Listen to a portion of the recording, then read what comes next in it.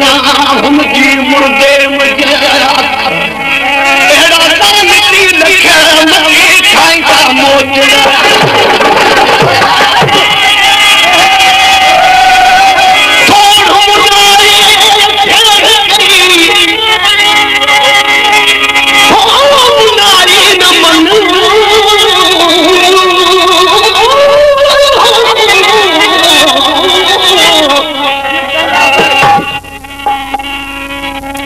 दोस्तों यकीन सुने जो बेटा कहते मथो तो बुराई पर दिल तकान बुराई वा साफ कर के छोड़ो ना तेरे मुनाई न मनवो ओ लो करे आम खा अपनी अतान कापड़ी का कन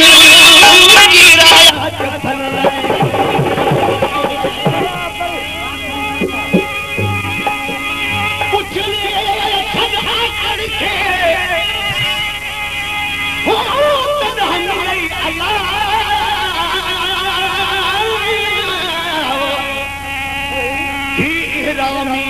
जो मथे उखाड़ो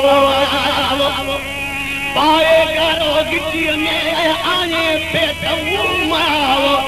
उन्हें अंदर के याद कर साजो रख समा हितावी दे पोचे केड़ो बधो भी दे सुलाव ना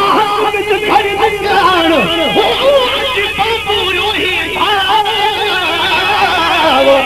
जानन कन के जग में न फेर खदा न पाव